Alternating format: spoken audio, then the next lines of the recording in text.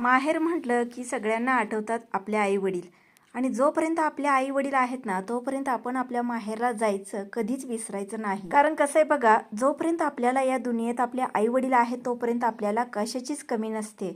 आपलं लग्न झाल्यानंतर आपण वर्षभर प्रत्येक सणाला माहेरी जातोच. त्यानंतर आपली मुलं लहान आहेत तोपर्यंत आपण जात राहतो. पण आपली ज्यावेळी मुलं शाळेला जाऊ लागतात त्यावेळी आपलं जाणं थोडंसं कमी होतं आणि आपला संसारही इकडे वाढू लागलेला असतो. त्यामुळे जाणं आपलं माहेरला जाणं थोडंसं कमी होतं.